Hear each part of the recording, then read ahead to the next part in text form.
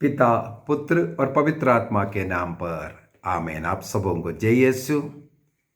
मत्ती का सुसमाचार उसके अध्याय 17 वाक्य 21, Matthew chapter 17 verse 21। Isa Masih ने कहा, प्रार्थना तथा उपवास के सिवा किसी और उपाय से अपदूतों की यह जाति नहीं निकाली जा सकती। एक बार और पढ़ना चाहूंगा। प्रार्थना तथा उपवास के सिवा किसी और उपाय से अपदूतों की यह जाति नहीं निकाली जा सकती। आज का यही मनन चिंतन है। चालीसा काल में उपवास और प्रार्थना करते हुए हम ईश्वर के साथ एक हो जाते हैं। इस प्रकार एक होकर के हमारे जीवन से सभी शैतानी स्वभाव, शैतानी परीक्षाओं में सफलता हमें प्राप्त करना है। अनेकों लोग हमसे कहते हैं, ब्रदर हमारे घर में बहुत शैतान का आक्रमण है, मुझ में शैतान है, फलाना है, ये है। अनेकों लोग तंत्र मंत्र जादू टोना झाड़ू फूक पता नहीं बाबा लोग क्या क्या नहीं करते हैं। वो करता है, ये करता है, कुछ गाड़ कर रखता है, कुछ पहनता है। क्या है? शैतान को भगाने के लिए। लेकिन पवित्र बाइबल में ईसा मसीह स्वयं हमें सिखाता है, शैतान को निकालने के लिए झाड़ू फूक तंत्र मंत्र ये सब से नहीं हो सकता। हम लोग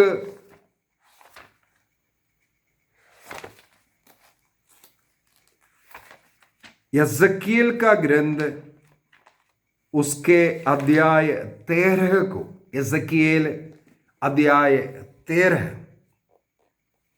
यज़कीएल चैप्टर 13 उसके वाक्य 18 से यदि हम पढ़ेंगे, वहां पर लिखा है, उन स्त्रियों को धिक्कार जो आत्माओं को फंसाने के लिए सबों के कलाइयों पर फीते बांधते हैं और हरेक कद के लोगों के सिर के लिए पल्ले बनवाती है। क्या तुम लोग मेरी प्रजा के आत्माओं का शिकार करोगी और अपनी आत्माओं को सुरक्षित रख पाओगी? वाक्य 20 में जाते हैं, इसी से प्रभु ईश्वर कहता है, देखो मैं तुम्हारे फीतों के विरुद्ध हूं। देखो मैं तुम्हारे इन फीता जो तंत्र मंत्र कर करके जो शरीर में बांधते हैं, कमर में बांधते हैं, गले में बांधते हैं, गाड़ते हैं, यहां डालते हैं, वहां डालते हैं, जो कुछ करने के लिए जो दिया है, उस प्रकार का जो भी ताबीज तांत्रिक चीजों के विरुद्ध हूं जिनसे तुम आत्माओं को फंसाते हो। इस प्रकार का कार्य करने से तुम अपने को बांधते हैं, अपनी आत्मा को नष्ट कर रहा है। और प्रभु कहता है, मैं तुम्हारी बाहों पर से उन्हें तोड़ दूंगा और पक्षियों की तरह मुक्त कर दूंगा। ईश्वर जहां है वहां स्वतंत्रता है। दूसरा कुरिन्दी अध्याय 3 वाक्य 17, 2 Corinthians चैप्टर 3:17 में लिखा है, जहां ईश्वर की आत्मा है वहां स्वतंत्रता है। वो बांधने वाला नहीं है। स्वतंत्रता की आत्मा ने प्रभु ने मुझे हमें दिया है। इसलिए उसे इस प्रकार के तंत्र मंत्र जादू टोना के द्वारा, झाड़ू फूक ताबीज आदि के द्वारा बांधना नहीं। यदि आप शैतान से, शैतानी हरकतों से मुक्ति प्राप्त करना चाहते हैं, आपको उपवास प्रार्थना की शक्ति की जरूरत है। हम छोटा सा एक उदाहरण प्रभु ईसा मसीह के जीवन से लेते हैं।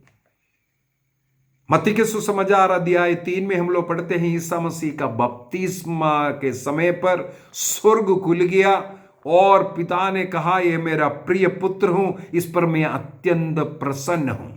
और पवित्र आत्मा ईश्वर एक कपोत के रूप में ईसा मसीह में उतर आए। ईसा मसीह इस प्रकार पवित्र आत्मा में संपन्न हुआ।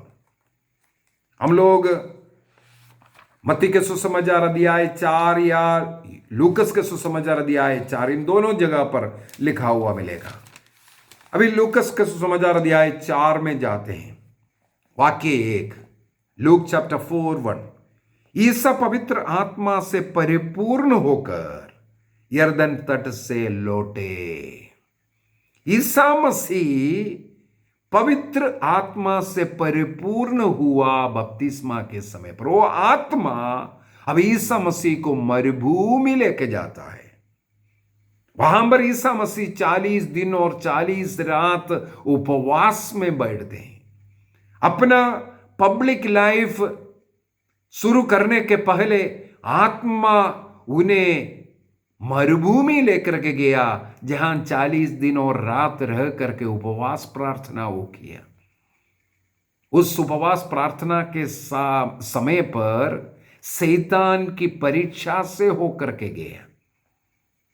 शैतानी परीक्षाएं, 3 प्रकार की परीक्षाएं मनुष्य के जीवन में आता है।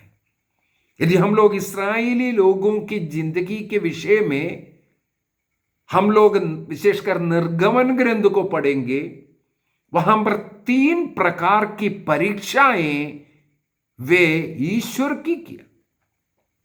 उन्हें 3 प्रकार की परीक्षाओं से होकर के जाना पड़ा। वो 3 प्रकार की परीक्षा है, और रोटी के लिए, भूख के लिए जो शारीरिक की जो परीक्षाएं, वो तड़पने लगे, रोने लगे, ईश्वर के विरुद्ध भुनभुनाने लगे जब भूख लगा। दूसरा है उनको आत्मिक सत्य ईश्वर को छोड़ करके वो अन्य देवी देवताओं का मूर्ति का बैल का मूर्ति बना करके उसको भी बोला ये मेरा ईश्वर है, उसके सामने दंडवत किया।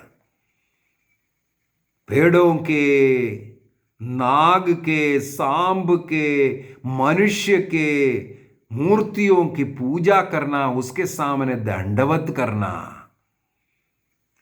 आत्मिक परीक्षा, सत्य ईश्वर को छोड़कर, सृष्टिकर्ता को छोड़कर सृष्टि की पूजा करना, बहुत बड़ा पाप, अपराध उन्होंने किया।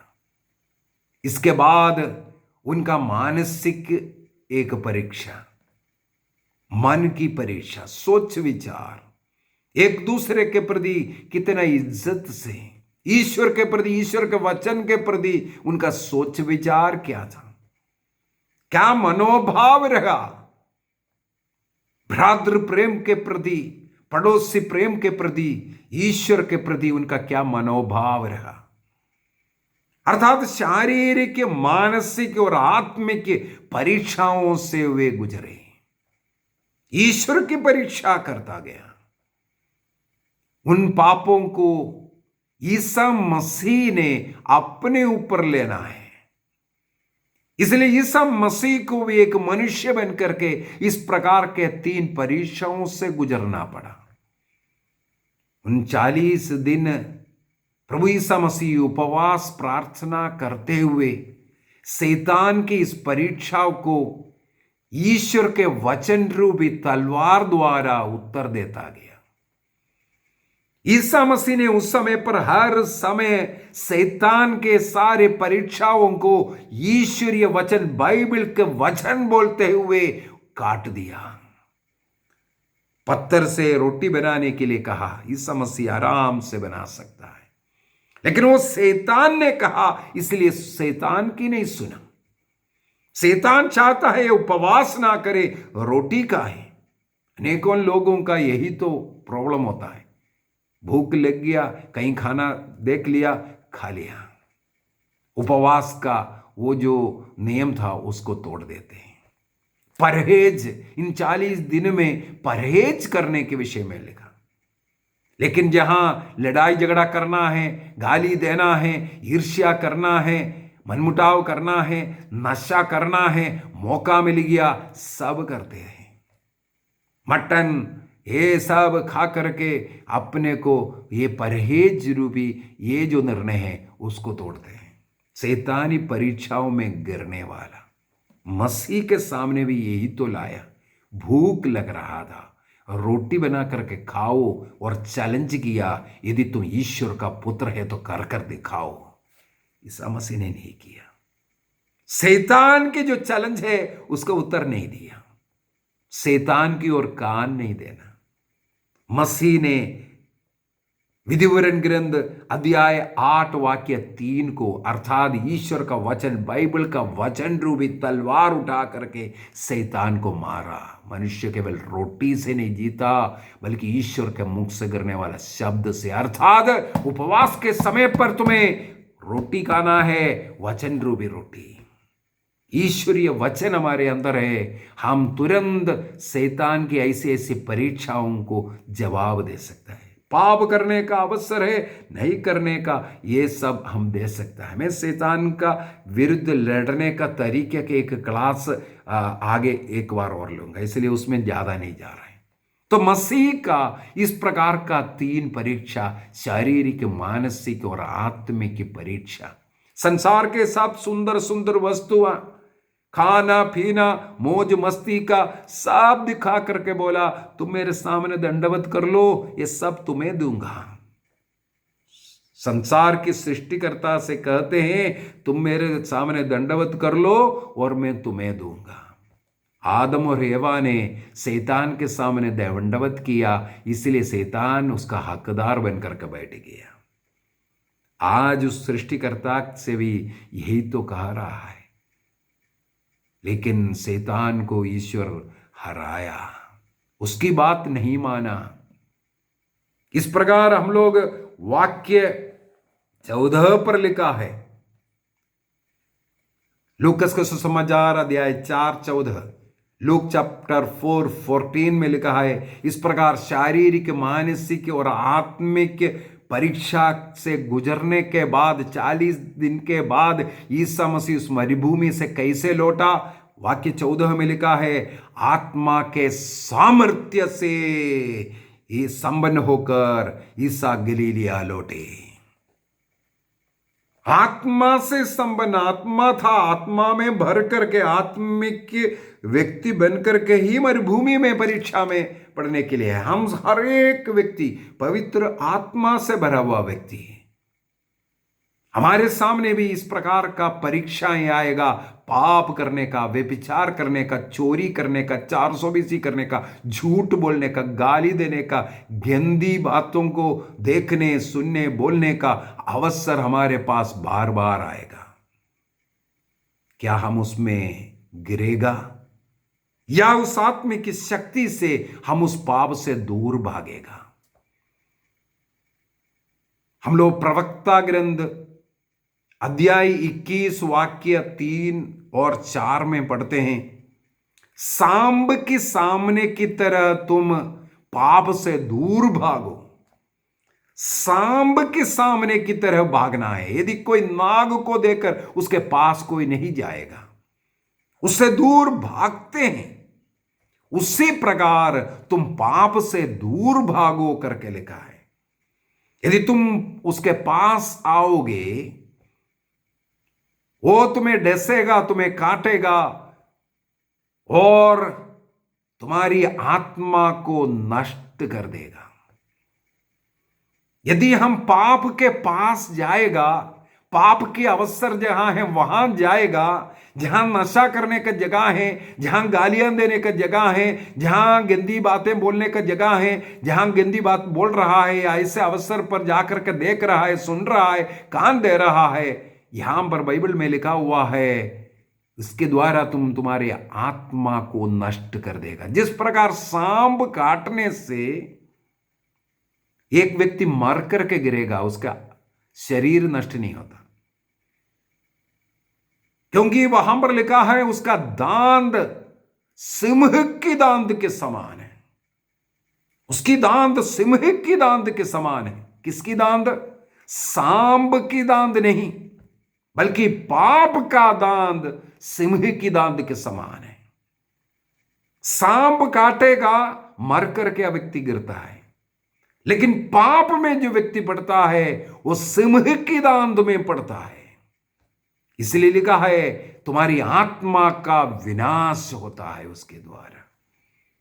तो हमें निर्णय करना है इस 40 काल में ऐसे ऐसे अवसर हमारे जीवन में आएगा पाप करने का, जो हमने निर्णय किया रोज प्रार्थना करने का, लेकिन अनेकों चीजें हमें प्रार्थना से दूर करवाएगा। रोज मिस्सा बलिदान जाने का निर्णय किया, लेकिन मिस्सा बलिदान ना जाने के लिए कई कारण हमारे सामने आएगा। हमें एक निर्णय करना है, हम शैतान के वश में नहीं गिरेंगे, हम ईश्वर के उस प्यार में तड़पते हुए हम दौड़ेंगे। ईसा मसीह जिस प्रकार 40 दिन उपवास करते हुए शैतान पर विजय प्राप्त किया और आत्मा के सामर्थ्य से संपन्न हुआ, ये 40 काल का अंत होते होते हम भी पवित्र आत्मा का सामर्थ्य से भरेंगे। इसके बाद कोई हमें पाप में नहीं गिरा सकता। पाप के अवसर सामने आने से भी हम उसकी ओर नहीं देखेंगे, आंख बंद करने की कृपा हमें मिलेगा। निर्णय कीजिए। जैसे ईसा मसीह पवित्र आत्मा से भरकर उस मरुभूमि में गए, वहां पर शैतान से लड़ करके पवित्र आत्मा का सामर्थ्य से भरा और शैतान पर विजय प्राप्त किया। मुझे भी पाप के अवसर में वहां से भाग करके जाना, उस पर विजय प्राप्त करते हुए मुझे भी शैतान को हराना है।